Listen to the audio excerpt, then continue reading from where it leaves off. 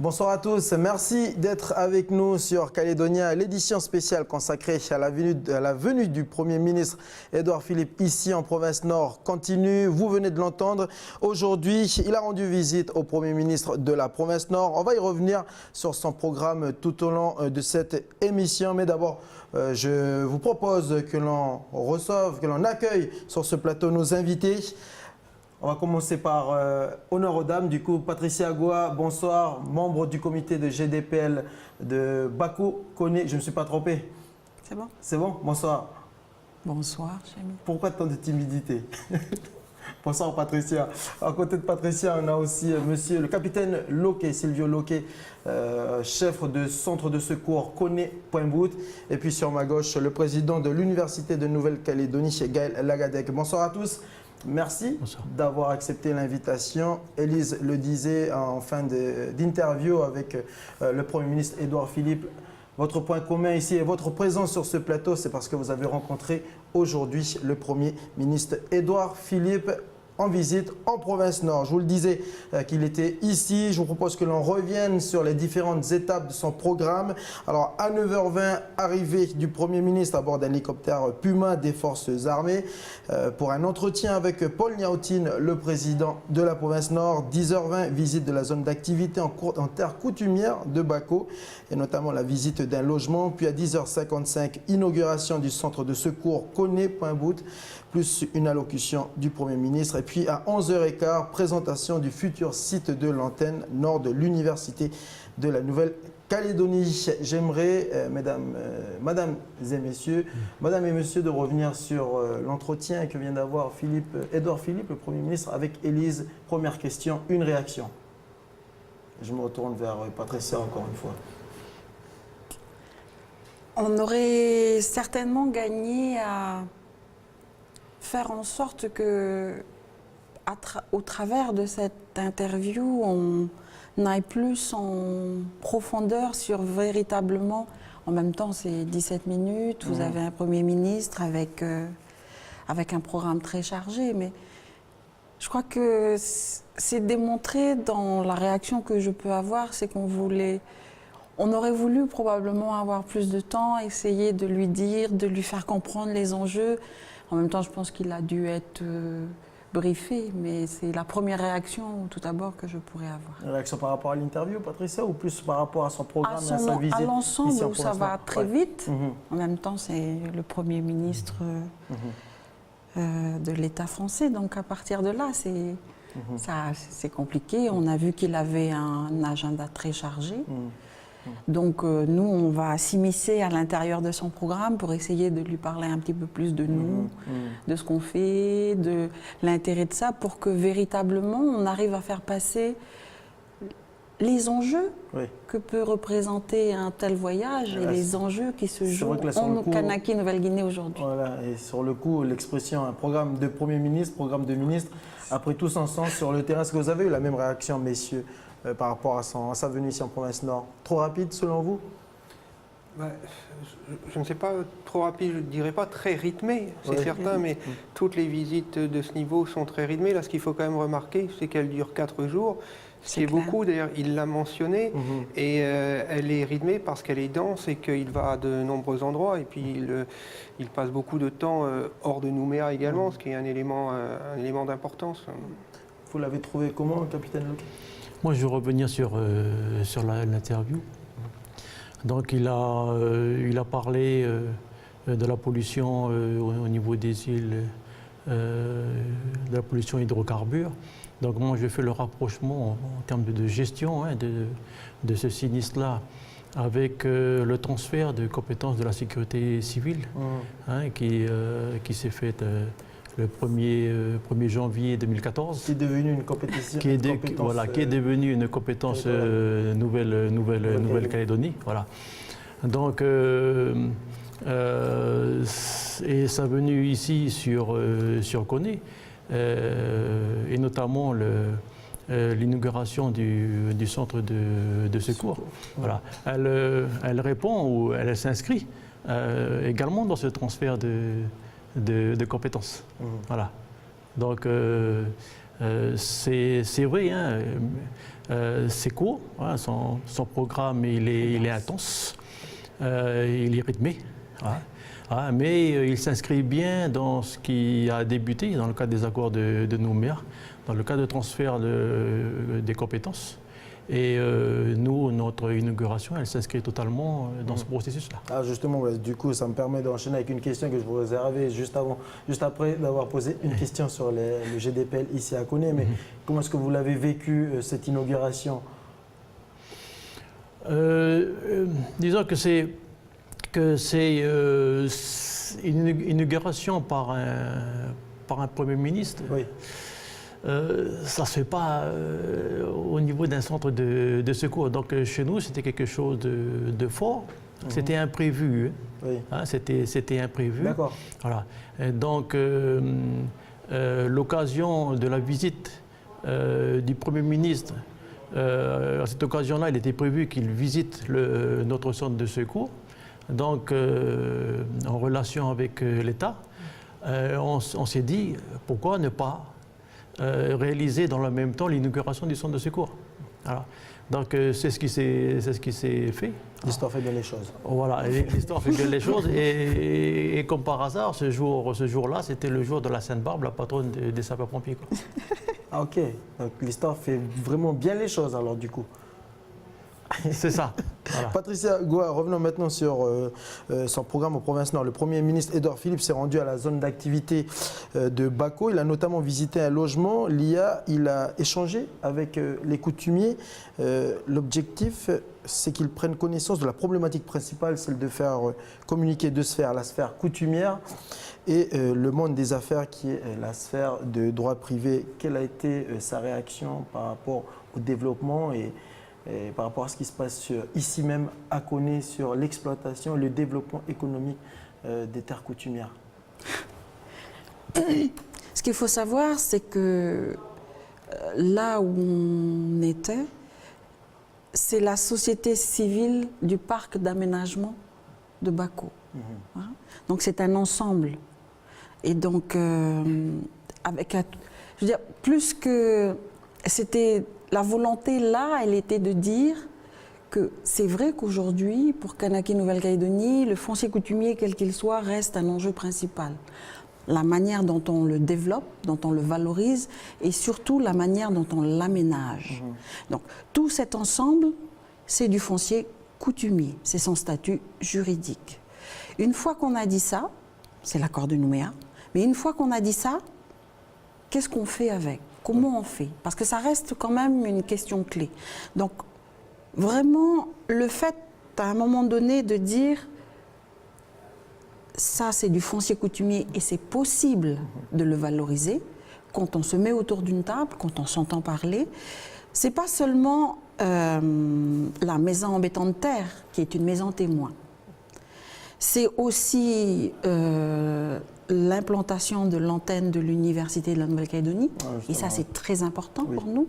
C'est donner la possibilité à un centre de secours de s'installer, parce que ce sont quand même nos pompiers, c'est pour la population qu'elle travaille, qu'elle est là. Ce sont des gens qui s'investissent au quotidien. Vous avez une station qui est quand même une des plus grandes du territoire qui est installée sur du foncier coutumier. Vous avez un centre commercial, vous avez une banque, vous avez un concessionnaire automobile, vous avez 2 lotissements. Donc c'est tout un processus. Il y a des concepts à l'arrière.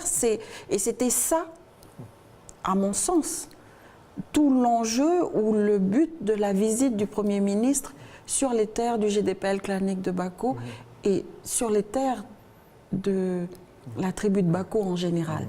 C'est de pouvoir appréhender ce qui reste souvent, comme on dit, c'est pas possible de faire avec le foncier coutumier, c'est de pouvoir aller au-delà que juste des a priori. Ou... Justement, Patricia Gouaven, parler de l'antenne nord de l'Université de Nouvelle-Calédonie, ça fait partie aussi des enjeux de l'Université de Nouvelle-Calédonie de pouvoir développer l'éducation à l'échelle pays. Oui, tout à fait. L'Université de la Nouvelle-Calédonie, par définition, et tel que son nom l'indique, elle a une dimension pays. Elle diplôme des centaines de jeunes chaque année, à peu près 250 au niveau licence, hein, même si on va du bac plus 2 au bac plus 8. Mais c'est un rôle de rééquilibrage qui, en l'espèce, nous semblait devoir être renforcé par une projection auprès des populations. Donc c'est la motivation principale de cette implantation en province Nord qui a été pensée il y a déjà 4 ans, je dirais, et qui maintenant se officialisé en concrétise. 2015. Oui.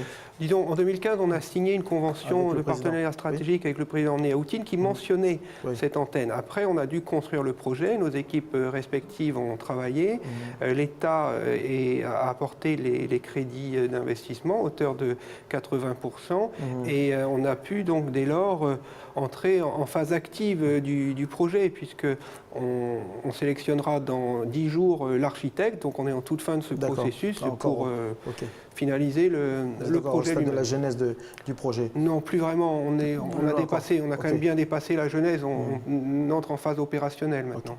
Et donc du coup, vous avez eu le temps d'échanger avec le Premier ministre?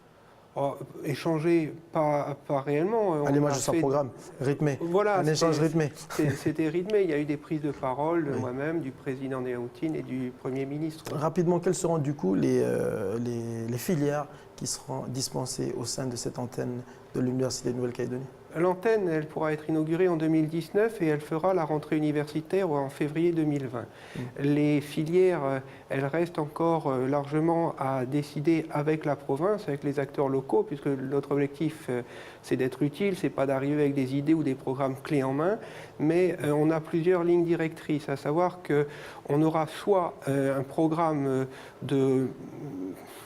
presque de tremplin pour des jeunes qui ont échoué à l'université ou qui n'y auraient pas été, pour les mettre dans le système universitaire, vers des licences, et puis également des formations courtes, par exemple des licences professionnelles qui sont la 3e année d'une licence ou d'autres formations, en essayant d'éviter évidemment les redondances avec ce qui se fait à Nouméa, puisque les formations qui auront lieu en province Nord, elles ont également une vocation d'attraction et certainement pas de réplication de ce qui se fait à Nouméa. Alors, je dirais tout de même qu'on commence en 2018 avec une formation délocalisée pilote qui est une première année d'économie-gestion adaptée à la province Nord et qui préfigure notre installation à partir de la rentrée 2020.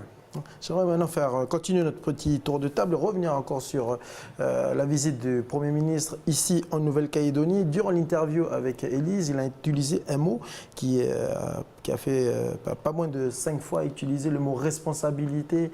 Donc vous avez tous suivi l'actualité du Premier ministre ce week-end. Il a demandé aux élus calédoniens et notamment aux élus du Congrès de prendre leurs responsabilités quant à la date du référendum, mais aussi à la question qui sera soumise aux Calédoniens durant ce référendum. Une petite réaction? L'accord de Nouméa, il est clair, le Premier ministre l'a souligné, hein. C'est avant tout au Congrès. Les textes sont clairs dessus. À se prononcer sur le sujet, ça veut dire, c'est avant tout à nous ici, en Nouvelle-Calédonie, de décider de la date et de la question qui sera posée. Voilà. Donc c'est l'application du texte. Pour moi, c'est logique. C'est pareil. C'est pareil. Je pense que la feuille de route, elle est claire. Maintenant, c'est à nos représentations électives ici au niveau du pays, à nous de pas pour réutiliser le terme du Premier ministre. Chacun prend sa responsabilité là où il est là et on avance sur le sujet. Monsieur Lagadec, jusqu'ici, on pensait que ce serait l'État qui allait qui allait donner la date, puis aussi allait prendre ses responsabilités. Alors là, le Premier ministre nous annonce cela samedi. C'est quand même comme un effet surprise. Oui, mais là, c'est pas que je ne veux pas répondre, mais moi, je veux m'exprimer dans mes champs de compétences qui sont l'enseignement supérieur et la recherche. Vraiment, j'ai rien de particulier ou de pertinent ou de légitime à commenter ou à donner en commentaire. Mais vous avez le droit de donner votre avis, votre ressenti aussi. Oui, bon, je vais vous dire que je découvre un petit peu ces aspects-là, puisque j'ai été bien accaparé par la préparation de la visite du Premier ministre et de la ministre de la Justice à l'université demain. Mais bon, j'ai l'impression que ce qu'il disait, c'est s'il n'y a pas d'entente localement, l'État, à ce moment-là, palliera. C'est plutôt comme ça que je l'ai compris. Samuel Gorouna, des noms circulent, enfin des bruits circulent comme quoi il serait le futur responsable de l'antenne de l'université de Nouvelle-Calédonie ici en province. Oui, enfin, c'est pas des bruits ou des. Je sais pas, On va pas dire qu'on s'est échangé des SMS quand même, on dit ça. C'est pas une légende non plus. Alors, Samuel, hein, il est maître de conférence en économie, en effet, et il exerce en microéconomie, en économie mathématique, mais il est également le porteur du projet pour l'université et il a vocation, bien entendu, à être le responsable de l'antenne. D'ailleurs, c'est déjà lui qui pilote la formation d'économie-gestion qui débutera à Koné en février 2018. Donc, la réponse est on ne peut plus claire. Voilà. Ok, comme ça, c'est fait. J'aimerais que l'on revienne maintenant sur le style Édouard Philippe, la proximité qu'il a avec les gens, avec, notamment avec les Calédoniens. On a récupéré une petite séquence, ce n'était pas avec toi Patricia, je te rassure tout de suite. C'était durant l'inauguration du centre de secours Koné-Pointe-Bout, où là, il a eu un petit échange assez sympa quand même avec Giovanni. Vous voyez qui c'est Giovanni, c'est tout de suite. Salut jeune homme. Tu es quoi toi? Tu es le colonel des pompiers? Pas encore? Comment tu t'appelles? Bientôt quand je suis grand. Ouais, quand tu seras grand. Tu t'appelles comment? Giovanni. Giovanni. Ouais. Et tu as quel âge? 5 ans. C'est la première fois que tu mets une cravate ou tu as l'habitude? Je la mets tout le temps, cette cravate. Tu l'as. T'as raison, tu sais bien faire le nœud, c'est très bien. Bon, qu'est-ce que tu veux faire quand tu seras grand? T'as ton pompier? Bah ouais. Bonne idée. Ouais. La meilleure des idées. Bon écoute, très bien. On se retrouve quand tu seras pompier, d'accord? Ça marche. Tu viens avec nous ou tu restes ici? Ah, Tu verras bien, tu fais ce que tu veux, t'as raison. Un bon pompier fait quand même toujours. Au moins la relève est assurée, enfin du moins, si on Voilà. se fie à la réponse de Giovanni. C'est ça, la relève est assurée. Bon, l'uniforme, les enfants, ils adorent toujours. Hein. Voilà. Et puis bon, c'est vrai que nous, les sapeurs-pompiers, on a une dimension aussi, on a une dimension médiatique, mais on a une dimension humaine forte avec la population. Hein. Quand les enfants voient les sapeurs-pompiers, entendent les camions de sapeurs-pompiers, les sirènes, les gyrophares, etc., les tenues, bon, ça fait... C'est toujours quelque chose de fort, quoi, voilà. Par rapport à cette petite séquence-là, cet échange qu'il a eu avec Giovanni, il paraît quand même assez détendu, le Premier ministre. Enfin, je ne sais pas, dans un rythme effréné où il a un programme chargé. Patricia, qu'est-ce que tu en penses? Si, ça paraît quand même quelqu'un d'abordable. Après, comme on l'a souligné, c'était quand même un programme chargé, rythmé. C'est les termes qu'on a utilisés. Et c'est vrai que c'est pas évident, un peu évident, mais il est resté abordable et ça se voit. Il a pu échanger aussi avec les coutumiers. Est-ce que En fait, la séquence a été rapide sur la villa témoin, la maison en béton de terre. Mais c'était essentiel qu'ils voient nos mamans, elles ont chanté. Donc on avait des tapéras, on a fait des échanges de cadeaux. Ça a été rapide, mais c'est ça aussi, nous. Hein. C'est ce qu'on représente, c'est ce qu'on est. Il y avait des fruits à disposition et c'est cette chaleur qu'il faut qu'on... Voilà. Au-delà du protocole, c'est ça. La Calédonie, elle reçoit un Premier ministre. Qu'est-ce qu'on fait, comment on le fait? Et ça, c'est important. Et je pense que même si c'était rythmé, si c'était court, et encore une fois... Il a pu prendre la température. Je ne sais pas, je ne pourrais pas parler à sa place, mais on a fait ce qu'il fallait pour qu'il comprenne que, oui, on est en Kanaki, Nouvelle-Calédonie, on est à Koné, on est à Bako, on est dans le district de Bako. Et c'est important qu'il voit aussi, qu'il puisse voir ce qu'on avait aussi du plus profond de nos cœurs. Gaël Lagadec, sur cette proximité, sur cette manière de faire pour être au plus proche des Calédoniens ou au plus proche des personnes, tout simplement, une petite réaction. On retrouve, j'ai l'impression, quand même, cela assez souvent dans les visites ministérielles. Et La taille du pays s'y prête, évidemment. Moi, je voudrais dire que j'ai beaucoup apprécié son discours tout à l'heure, puisqu'il y avait vraiment... bon, à la fois, on avait l'impression que c'était improvisé, ça l'était forcément pas, mais il y avait beaucoup de profondeur et il mettait en perspective la toute récente et même prochaine université avec les plus anciennes universités dans le monde. Il mentionnait des universités qui sont multicentenaires et j'ai trouvé que c'était extrêmement riche et notamment j'ai apprécié quand il s'est félicité du fait que ce soit un choix politique extrêmement structurant qui installe cette université. Comme il disait-il, c'est toujours le cas pour la création ou l'extension d'une université, qui est un lieu de débat, nous rappelait-il, et de création et de transmission de connaissances. Il a évoqué tout à l'heure une question durant l'entretien qu'il a eu avec Élise. Comment élève-t-on le niveau d'éducation? C'est une question qui ne doit pas être cachée derrière le débat que l'on a ou qu'on pourrait avoir sur quelle sera la question qui sera soumise et proposée aux Calédoniens durant le référendum. Est-ce que vous êtes d'accord avec lui? Alors, il a mentionné cela, mais dans un cadre plus global, je crois qu'il a dit que l'aspect institutionnel ne devait pas écraser le reste. Et ça a été quand même une constante pendant très longtemps en Nouvelle-Calédonie. Les préoccupations institutionnelles et le primat du politique faisaient passer au second plan des questions totalement fondamentales. Que le pays soit indépendant ou non, ça restera fondamental. Il y aura ainsi de la formation, de l'éducation et de l'économie. Et là, il nous a parlé en effet d'élever le niveau d'éducation. Cela passe, à mon sens, notamment par une projection de l'université hors de Nouméa, avec des formations qui sont de même niveau d'exigence, mais dans des formats peut-être plus abordables, à taille plus humaine parfois, plus adaptés en petits groupes avec un accompagnement individualisé pour réussir la première année de licence. Parce que quand on réussit la première année de licence, les études sont réussies en réalité.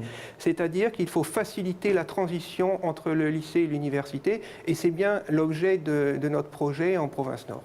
Une dernière petite question par rapport à la situation de l'éducation, de l'enseignement supérieur ici en Nouvelle-Calédonie. C'était une compétence qui a été transférée à l'État, le secondaire, mais pas encore la recherche. Qu'en est-il un peu de ce secteur? Alors, en fait, je repositionne, je reformule la question. C'est l'enseignement supérieur qui est transférable à la Nouvelle-Calédonie et la recherche ne l'est pas, ce qui pose un certain nombre de difficultés, de questions juridiques, puisque pour l'université, enseignement supérieur et recherche sont indissociables. Donc les débats sont en cours pour le transfert de l'enseignement supérieur. Les réflexions sont menées, des travaux ont repris sous l'égide du Haut-Commissariat. C'est les compétences qu'on a traditionnellement l'habitude d'appeler de l'article 27. Voilà, on continue notre tour de table. On va faire un petit dernier avec une question. Comment est-ce que vous voyez 2018 professionnellement, capitaine Loquet? Oula, la chose, c'est que nous, on est installés. Le centre de secours existe depuis 1998. Suite à une volonté de nos élus, les élus de la commune de Koné, de créer un centre pour accompagner le développement de la commune, qui est quand même la capitale de la province Nord. Donc c'est ça la genèse du centre de secours. Voilà. Aujourd'hui, on s'est installé dans des nouveaux locaux, tout neufs, 1000 m², financés par la commune de Koné, de Pointe-Boute, par la province Nord et par l'État. Voilà. Donc 2018, pour nous, c'est une continuité. Voilà. Disons qu'aujourd'hui, on est mieux armé qu'en 1998. Voilà. Et notre objectif, c'est de progresser pour être mieux au service de la population, voilà, mais mieux aussi au service de notre économie, ouais, parce que l'économie, c'est de l'investissement, et c'est de l'investissement qu'il faut protéger des sinistres. Voilà. Donc nous, on s'inscrit dans ce cadre-là. Donc nous, 2018, ça ne nous fait pas peur plus que ça. Voilà.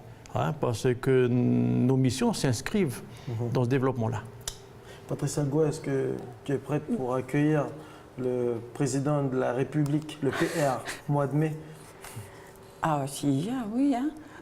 Normalement, il doit venir au mois de mai, c'est prévu. Non, Non, mais la question c'est celle-ci ou je reviens à la question d'avant? On va revenir alors sur la question d'avant. Comment est-ce que tu vois 2018 alors? Ben moi, je suis pareil que que M. Loquet, c'est-à-dire que moi je ne vois pas 2018 comme un coup près.